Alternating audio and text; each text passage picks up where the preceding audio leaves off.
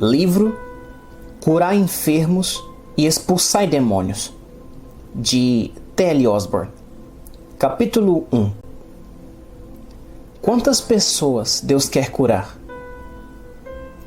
E eu tirarei do meio de ti as enfermidades. O número dos teus dias cumprirei. Êxodo 23, 25, parte C, e 26, parte B. Porque eu sou o Senhor que te sara. Êxodo 15, 26, parte C. O propósito dessa mensagem é inteirá-lo do que a Bíblia ensina. Se você está doente, Deus quer curá-lo. Antes de ficar plenamente convencido de que o Senhor quer que você tenha boa saúde, haverá uma dúvida em sua mente sobre sua cura. Com essa incerteza, não haverá fé perfeita. E a menos que você exerça fé sem duvidar e sem vacilar, jamais será curado. Ora, sem fé é impossível agradar-lhe, porque é necessário que aquele que se aproxima de Deus creia que Ele existe e que é galardoador dos que o buscam. Hebreus 11:6. Peça, porém, com fé, não duvidando, porque o que duvida é semelhante à onda do mar, que é levada pelo vento e lançada de uma para outra parte. Não pense tal homem que receberá do Senhor alguma coisa. Tiago 1, 6 e 7. Quando as pessoas estão plenamente convencidas de que Deus quer curá-las e de que não é a vontade dele que estejam doentes, quase sempre são curadas ao receberem oração ou mesmo antes. O conhecimento disso é a base sobre a qual a fé perfeita pode agir. Deus é honesto ou não? Há uma mulher perplexa acerca da fé que me disse: parece-me impossível ter fé para ser curada. Respondi: a senhora tem certeza de que Deus quer cumprir sua promessa em relação à irmã? Oh, sim, afirmou. Isto é fé, assegurei-lhe. Então acrescentei: não é simples? Naquele momento ela foi curada. Deus não é homem para que minta, nem filho de homem para que se arrependa. Porventura diria ele e não faria? Ou falaria e não a confirmaria? Números 23, 19. Nenhuma só palavra caiu de todas as suas boas palavras que falou pelo ministério de Moisés, seu servo. 1 Reis 8:56, parte B. Para sempre, ó Senhor, a tua palavra permanece no céu. Salmo 119, 89. Eu velo sobre a minha palavra para cumprir. Jeremias 1:12, parte B. O verbo velar significa zelar, cuidar, proteger. Em seu infinito poder, Deus está atento à sua palavra, com zelo vigilante para cumpri-la. Creia nisso. Não encontramos base alguma para duvidar de Deus. F. Bosworth diz: não duvide de Deus. Se você precisa duvidar de alguma coisa, duvide de suas próprias dúvidas, porque são elas que não merecem confiança, mas jamais de Deus e de sua palavra. D.L. Moody afirmou: há alguma razão por que você não deveria ter fé em Deus? Ele já quebrou alguma de suas promessas? Desafio qualquer infiel ou descrente a apontar uma única promessa que o Senhor tenha feito e deixado de cumprir. Satanás é um mentiroso. Jesus disse isso. Posso abrir a Bíblia e mostrar-lhe como durante 6.000 anos Satanás mentiu aos homens, dizendo-lhes que a palavra de Deus não é verdadeira. O diabo nega a Escritura e promete tudo aos homens, mas não cumpre nenhuma das promessas que faz. 3 milhões de pessoas, todas curadas. Deus anunciou a si mesmo como aquele que cura seu povo com estas palavras: porque eu sou o Senhor que te sara. Êxodo 15, 26, parte B. Ele disse isso a quase 3 milhões de pessoas. Êxodo 12, 37. Cada uma delas creu que as palavras de Deus eram verdadeiras. Resultado: todas, ao precisarem, eram completamente curadas. Todos eles foram libertos. No Salmo 105, 37, está escrito que Deus fez sair o seu povo. e entre as suas tribos não houve um só enfermo. Dá para imaginar 3 milhões de pessoas fortes e saudáveis? Ninguém fraco, ninguém debilitado, ninguém doente? Se isto foi verdadeiro em Israel, sob a lei, é muito mais verdadeiro para você que foi redimido pelo sangue do Cordeiro de Deus e está vivendo sob a graça, a misericórdia e a verdade. Transforme isso em uma verdade sólida que você conhece tanto quanto a soma de 2 e 2. A cura é para você. Todos podem ser curados. É a vontade de Deus que cada pessoa seja forte e tenha boa saúde, se cumprir as condições dele e crer em sua palavra.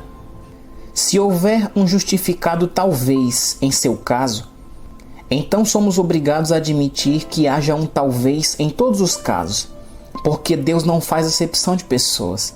Atos 10:34, parte B. Se o Senhor quer curar alguém, então Ele quer curar você. No mundo de hoje, as doenças estão ceifando vidas humanas espantosamente. A despeito de a ciência médica demonstrar suas grandes realizações, a doença continua devastando vidas em todo o mundo. O trágico é que essas moléstias afetam o corpo de milhares de cristãos, enquanto pregadores e professores, influenciados por tradições teológicas, muitas vezes oferecem como apoio pouco mais do que palavra de simpatia e piedade. Alguns afirmam à vítima que seu sofrimento deve ser a vontade de Deus, que vai cooperar para o bem, que o Senhor está ensinando ao doente alguma lição de humildade, que talvez seja castigo do Pai, ou que por meio disso a pessoa irá aproximar-se mais daquele que opera sua vontade em nossa vida por meio da doença. Os cristãos não precisam ficar doentes nunca, assim como não necessitam viver em pecado. Sempre é da vontade de Deus curá-los, desde que suas condições inerentes sejam cumpridas. Por que a doença é um inimigo tão persistente? Qual a razão de ela estar conseguindo ceifar tantos cristãos atualmente? No Antigo Testamento, 3 milhões de pessoas ousaram crer na palavra falada de Deus, e cada uma delas foi completamente curada. O único motivo por que aqueles 3 milhões de israelitas ficaram sãos e fortes é que eles acreditaram no que o Todo-Poderoso dissera: Eu sou o Senhor que te sara. Isso lhe foi dito e eles creram. A causa de a doença fazer tamanho estrago entre os cristãos hoje em dia é que muitos deles não creem no que Deus diz. Eles sabem que o Altíssimo garantiu: Eu sou o Senhor que te sara, mas por alguma razão não creem que o Pai quis dizer o que disse, e por isso mudaram o seu eu sou para eu era. Se sob a antiga aliança da lei, 3 milhões de pessoas puderam de uma só vez gozar boa saúde, muito mais poderá o povo de Deus hoje, porque está vivendo sob a nova aliança da misericórdia, da graça e da verdade, estabelecida sob promessas superiores, com um sacerdócio elevado por meio de um ministério mais excelente. Hebreus 8:6. Capítulo 2. A cura é para todos. A vontade de Deus ainda é, como nos tempos passados, curar todos os que precisam de cura? O maior obstáculo à fé para muitas pessoas que buscam a cura em nossos dias é a incerteza que possuem quanto a ser ou não a vontade do Senhor curar todos. A maioria tem conhecimento de que o Altíssimo cura alguns, mas há muita coisa na teologia moderna que impede as pessoas de saberem o que a Bíblia ensina claramente: há provisão para a cura de todos. É impossível reivindicar ousadamente uma bênção pela fé quando não temos certeza de que Deus a oferece. Isso acontece porque suas bênçãos só podem ser reclamadas mediante o conhecimento da vontade do Senhor, na qual se deve crer para colocá-la em prática. Se queremos saber o que há em um testamento, devemos lê-lo. Se desejamos descobrir a vontade de Deus sobre alguma questão, precisamos ler seu testamento. Suponha que uma senhora me dissesse: Meu marido, que era muito rico, faleceu. Gostaria de saber se ele deixou algo para mim em seu testamento. Eu lhe diria: Por que você não o lê? A palavra testamento significa legalmente a vontade de uma pessoa. A Bíblia contém a última vontade, o testamento de Deus, no qual ele nos lega todas as bênçãos da redenção. Por ser seu testamento a sua última vontade, qualquer coisa acrescentada posteriormente é falsificação. Ninguém faz um testamento novo depois de morrer. Se a cura está nesse testamento de Deus para nós, então dizer que o Senhor não está disposto a curar todos seria modificar o testamento, e isso após a morte do testador. Jesus não é apenas o testador que morreu, mas ele ressuscitou e é também o mediador do testamento. É nosso advogado, por assim dizer, e não vai privar-nos do testamento como fazem alguns advogados do mundo. Ele é o nosso representante à destra de Deus. Não há maneira melhor de ter certeza da vontade de Deus do que ler os evangelhos que registram os ensinamentos e as obras de Cristo. Jesus era a expressão dessa vontade. Logo, sua vida foi tanto uma revelação como uma manifestação do amor imutável e do plano do Altíssimo. O Mestre representou literalmente a vontade de Deus para nós. Se for a tua vontade. Quando Jesus impunha as mãos sobre cada um deles e os curava, Lucas 4,40, parte B, estava revelando e fazendo a vontade de Deus para todas as pessoas. Eis aqui venho, para fazer, ó Deus, a tua vontade. Hebreus 10,7. Porque eu desci do céu, não para fazer a minha vontade, mas a vontade daquele que me enviou. João 6,38. Tudo que Jesus fazia pela humanidade necessitada durante seu ministério terreno era uma revelação direta da perfeita vontade de Deus para a raça humana. F. F. Bosworth, em seu livro Christ the Healer, Cristo, aquele que cura, diz: provavelmente ninguém poderia ser mais conservador do que os estudiosos da Igreja Episcopal. Contudo, a comissão designada para estudar o assunto da cura espiritual para o corpo apresentou, após 3 anos de estudo, pesquisa tanto da Bíblia como da história, o seguinte resumo à Igreja: Jesus realizava curas como uma revelação da vontade de Deus para o homem. Porque descobriram que sua vontade foi plenamente revelada, acrescentaram: a Igreja não pode mais orar pelos doentes com aquela frase que destrói a fé: se for a tua vontade. Bosworth também afirma: a mensagem ensinada em todas as partes do Evangelho é de cura completa para a alma e para o corpo, a todos que se chegam a ele. Atualmente, muitos dizem: creio na cura, mas não acredito que seja para todo mundo. Se não é para todos, então como poderemos fazer a oração da fé? Entre os que buscaram a cura em Cristo durante seu ministério terreno, conhecemos apenas um que orou por cura com estas palavras: se quiseres. Foi o pobre leproso rejeitado que não conhecia a vontade de Cristo de curar. A primeira coisa que Jesus fez foi corrigir essa incerteza, assegurando-lhe: quero. Não se trata mais de se for a tua vontade. É a vontade de Deus. O leproso de Marcos 1,40, parte B, disse: se queres, bem podes.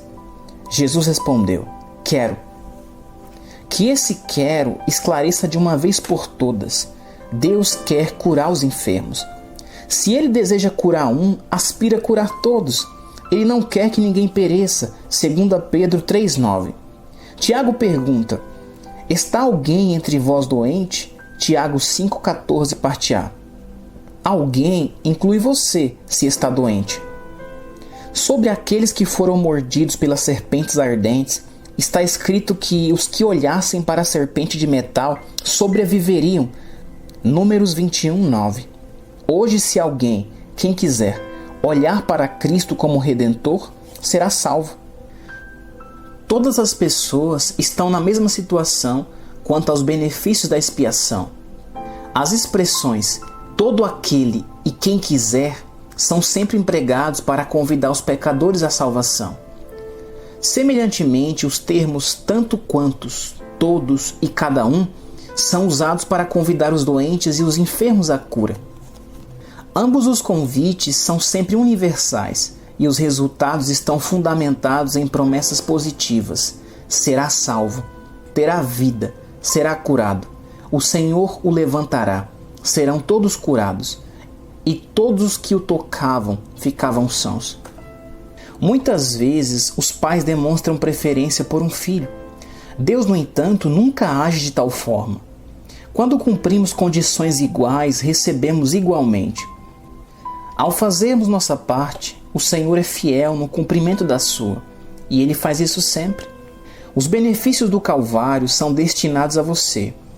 Se o Todo-Poderoso sarava todos, Ele ainda opera assim, isto é, o Altíssimo cura os que se chegam a Ele buscando essa bênção.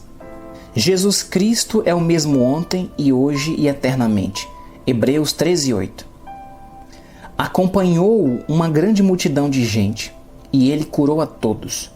Mateus 12:15, parte B. E todos os que a tocavam, a orla de suas vestes, ficavam sãos. Mateus 14:36, parte B. E toda a multidão procurava tocar-lhe, porque saía dele virtude que curava a todos.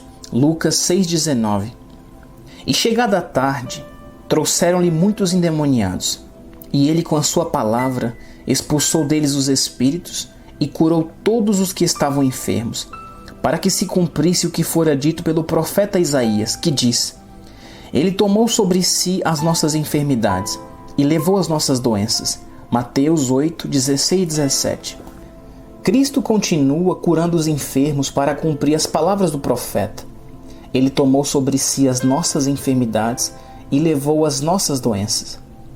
Lembre-se sempre de que você está incluído na palavra nossas, de Mateus 8,17. Não se esqueça também de que o Senhor está obrigado, por sua aliança, a continuar sarando aqueles que estão doentes e enfermos, para cumprir as palavras de Isaías. Não quebrarei o meu concerto, não alterarei o que saiu dos meus lábios. Salmo 89:34. E ao pôr do sol, todos os que tinham enfermos de várias doenças lhes trazia, e impondo as mãos sobre cada um deles, os curava. Lucas 4:40.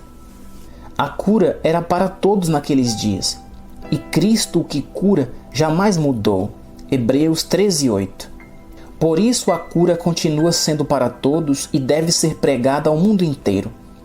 Filipe pregou sobre Cristo aos samaritanos, e as multidões unanimemente prestavam atenção ao que Filipe dizia, porque ouviam e viam os sinais que ele fazia, pois que os espíritos imundos saíam de muitos que os tinham, clamando em alta voz, e muitos paralíticos e coxos eram curados, e havia grande alegria naquela cidade. Atos 8, do 6 ao 8. Jesus provou ser exatamente o mesmo quando Filipe pregava sobre ele. Pedro pregou sobre Cristo e o coxo de Atos 3 foi curado. Também para Pedro, Jesus mostrou ser o mesmo. Em qualquer lugar e em qualquer tempo em que se pregue Jesus Cristo no seu sacrifício pleno pelo pecado e pela doença, o resultado será a cura dos corpos doentes, assim como a salvação das almas perdidas. Assim como Pedro, o apóstolo Paulo também pregou Cristo. E estava sentado em Listra certo varão, leso dos pés, coxo desde o seu nascimento, o qual nunca tinha andado. Este ouviu falar Paulo, que fixando nele os olhos e vendo que tinha fé para ser curado, disse em voz alta: Levanta-te direito sobre teus pés. E ele saltou e andou. Atos 14, do 8 ao 10. Paulo pregava o evangelho da cura, porque o coxo recebeu fé para ser curado, enquanto ouvia sua mensagem. Em todo lugar onde se fala na cura e nos seus plenos benefícios para todos, e o povo responde à palavra ensinada, tendo fé para ser curado, as pessoas são saradas. Esse método nunca falha, a fé não pode falhar. Não se pode pôr a fé em atividade quando se fica indeciso quanto à possibilidade ou não de Deus curar a todos. Se Ele não deseja curar todos, então somos obrigados a considerar cada caso. O Senhor vai curar esta pessoa ou este é um dos infelizes a quem o Altíssimo reservou o sofrimento? Como poderíamos fazer a oração da fé com tal incerteza em nossa mente? Que isto fique de uma vez por todas compreendido e estabelecido. É a vontade de Deus curar-me. Tenho tanto direito à cura quanto ao perdão quando creio. Deus disse: Eu sou o Senhor que te sara. Se ele fez essa afirmação e o Todo-Poderoso não pode mentir, ele então quis dizer exatamente o que disse. E o que o Altíssimo diz é verdade, portanto, a cura é minha. A cura é parte do Evangelho e é para ser pregada por todo mundo e para toda criatura. Marcos 16,15, sendo estabelecida para se cumprir plenamente até a consumação dos séculos ou do mundo. Mateus 28:20. Ao ser parte do Evangelho, a bênção divina da cura física é destinada a todos. Capítulo 3. As razões para a fé. Muitos reconhecem a